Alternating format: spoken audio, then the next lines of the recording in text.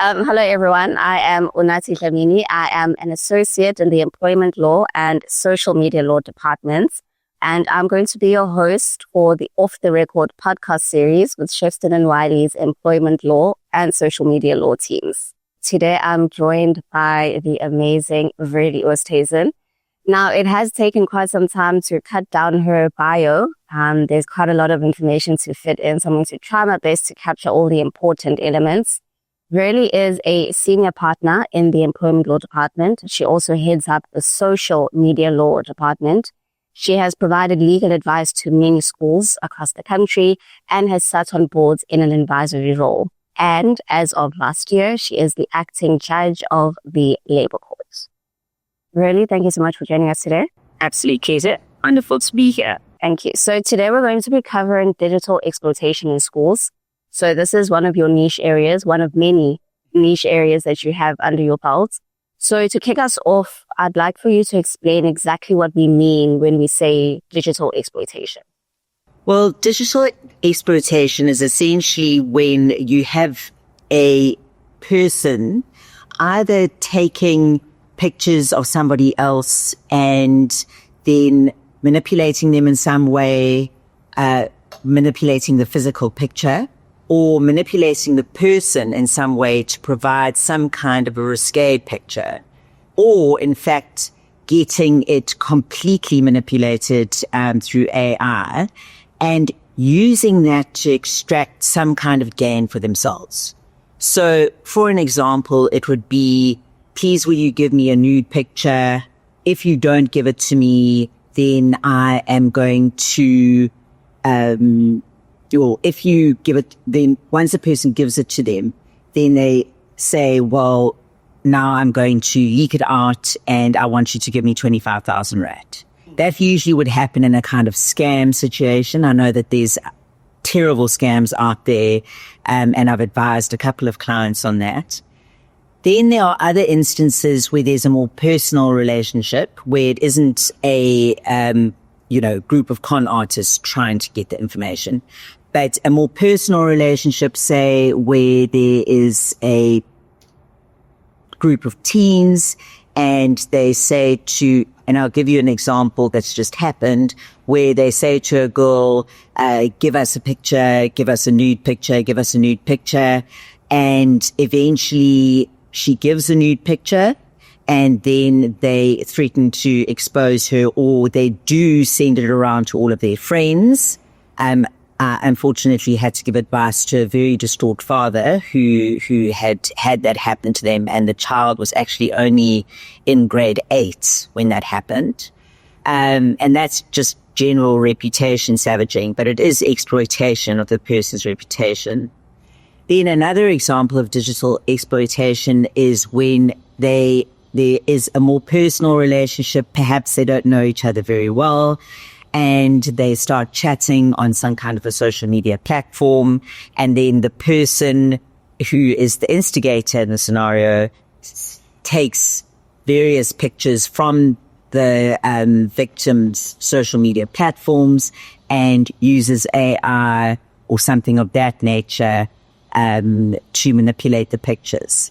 And either they're doing that for some kind of a prank, or they're doing that because they want to get more nude pictures, or whatever it is. But in all instances, it's incredibly unpleasant and unbelievably embarrassing for the victim.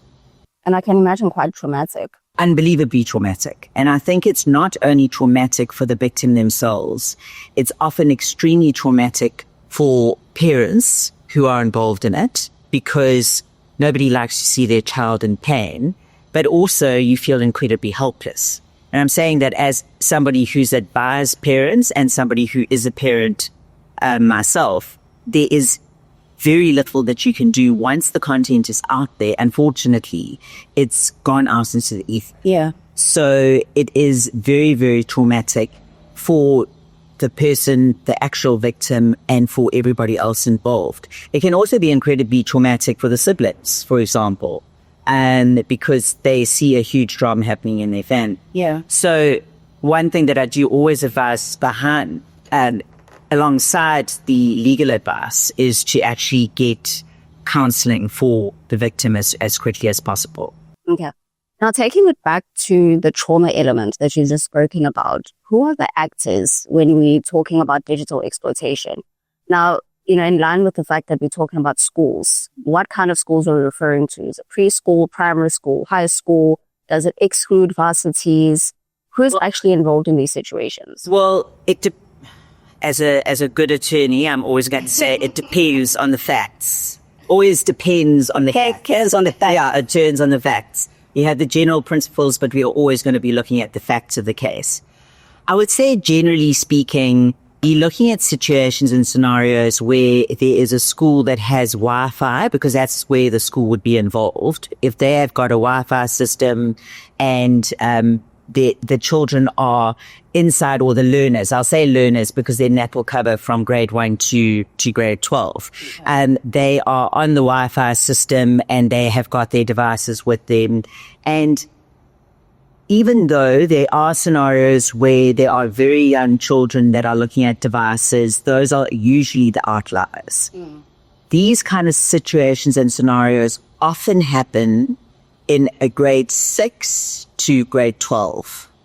And the reason why I say grade 6 is because often that is when children will start to get digital devices. They will start to talk to each other on WhatsApp. They will start to talk to each other on Snapchat. And that is when it becomes quite difficult for parents to justify their kids not having a digital device. So that's just in my experience, and I don't have any data to back that up, but I'm often finding that is when kids are getting their digital devices. They also are quite immature in the way that they deal with those Because dealing with children, I mean, they're minors at the end of the day. At the end of the day, they're minors. And so a 12-year-old is going to have a very, very different view of life to an 18-year-old because the gap in maturity is huge between 12 and 18. Not so big between, say, 22 and 28. But between 12 and 18, it's huge.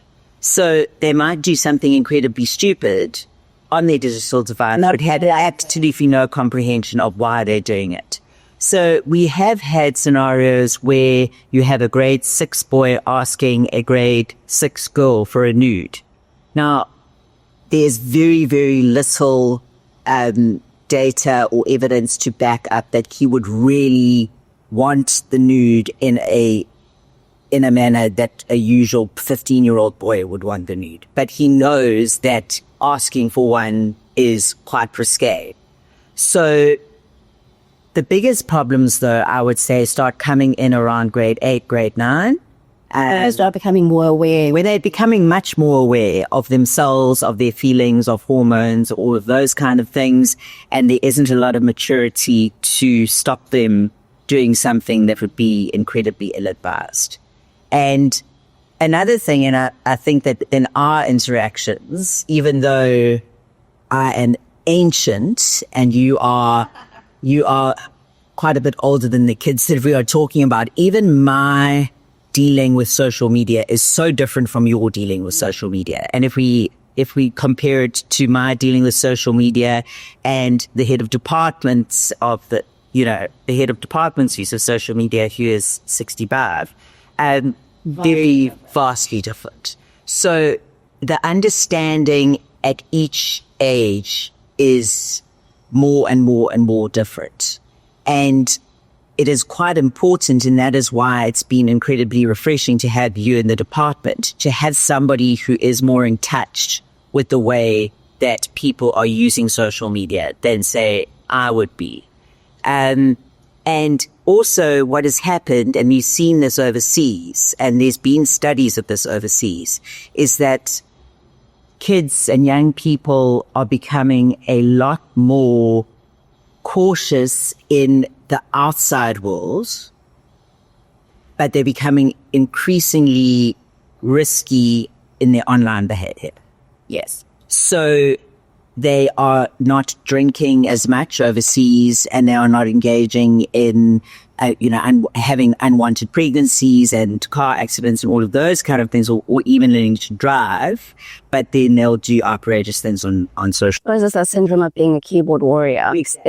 being behind the screen gives you confidence to do what you wouldn't ordinarily do in real life. Exactly. And there's actually a big movement now in America about this, saying put away the phones because these children are coddled with these helicopter parents and then they are having this outlet online rather than actually just going outside and doing their thing, okay. Yeah.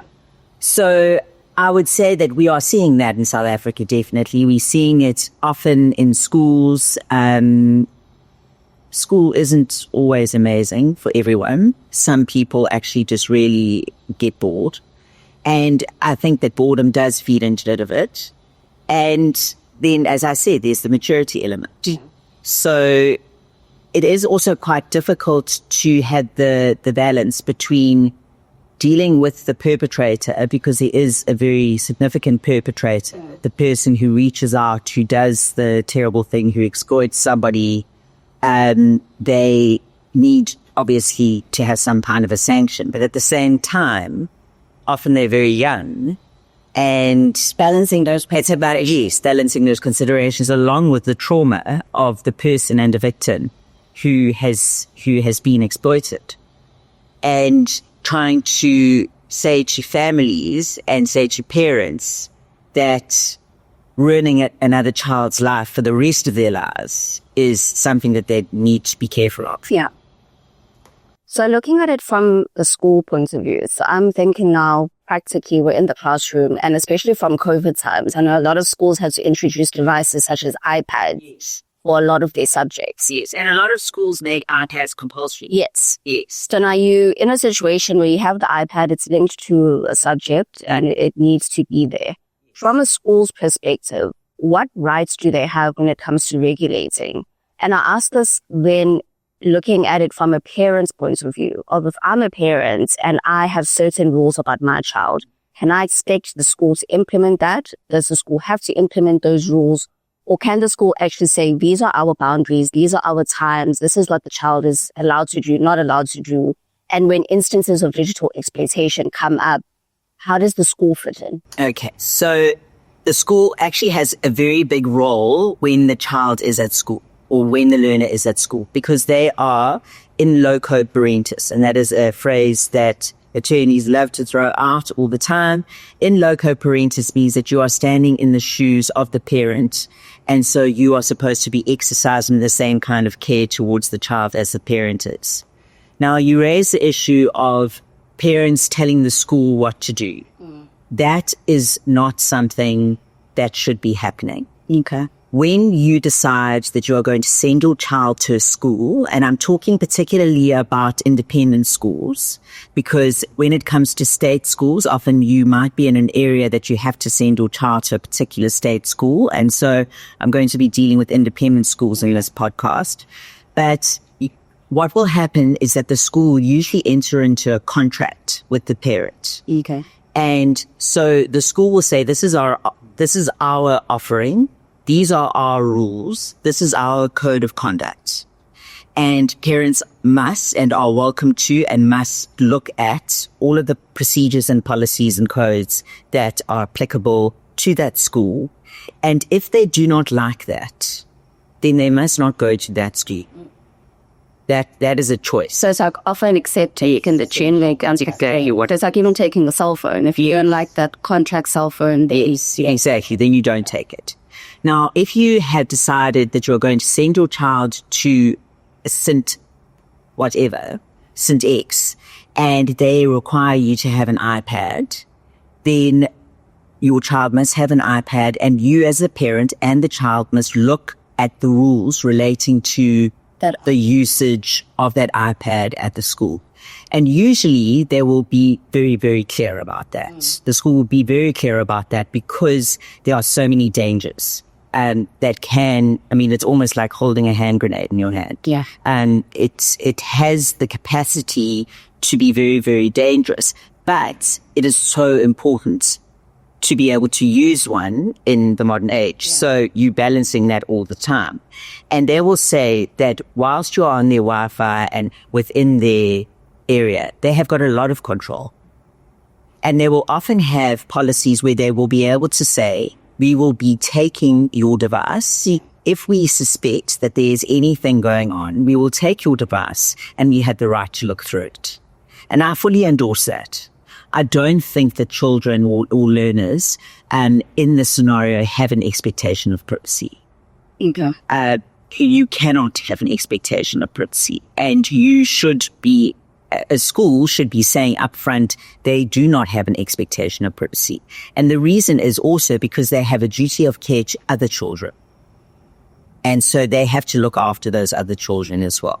So if the parents do not like that, then unfortunately, they've made that choice to send the child to the school or they must take the child out. So it's a matter of the school actually having a policy. So it shouldn't be a matter of a school assuming that everyone is on the same page and we understand that the iPad is just for school use. There has to be a policy. No, there must be a policy at this. And I would strongly recommend that when people are entering a school, or that a school makes sure that when a child is entering the school, that the parents and the child are both signing a contract that has all of these policies or references to all of these policies in place, and that there is some kind of a portal where those policies can be looked at. Because it is very, very simple. If you don't read the policies and you don't familiarize yourselves with those, then when something comes up and the school acts in accordance with those policies, Ignorant. you cannot feign ignorance. Ignorance of the law is no defense, as we all know. And then at least nobody's scratching their head and saying, but, what are we relying on? Is this? You don't have to look at the common law or anything like that. All of those policies and procedures will be will be put in place with the common law and with statutory law in mind. So you can turn around and you can say, as the school to the parent, here is our code. Here is our policy relating to Wi-Fi usage. Here is our policy relating to devices. You sign that on the state, and unfortunately, it's incontroverted. And this is the procedure that we'll follow because of that. So with all of this already, and you've had a lot to take in. Yes. What do you recommend to schools? I would say that there is an audit of their policies and procedures, just to check that everything is there that needs to be there. And just a brief explanation to the executive team of what those actually mean, because often those are historical documents that they haven't applied their minds to for many years, which is understandable and need to be modernized. And then if there are any gaps, and often there are gaps because the world changes quite quickly, that you get people that are very involved in schools law, such as us, to draft these kind of policies and make sure that the board of governors or whoever is going to be passing those procedures into, making sure that they're active, that they understand what it is that you're trying to introduce. Because I suppose you can't implement what you don't understand. 100%. And these kind of things have such personal consequences, and parents will get very, very protective of their children, and rightly so. So you need to make sure that those policies and procedures are fairly watertight. Okay. Thank you everyone for joining us today. Thank you to Verly for her time and her expertise. And as she said, it is incredibly important for all schools to conduct an audit of the policies and procedures they have in place. And if you have any questions, rather take the safe route and contact someone like Verly, who has many years of experience in schools law and schools litigation, or when instances of digital exploitation come up.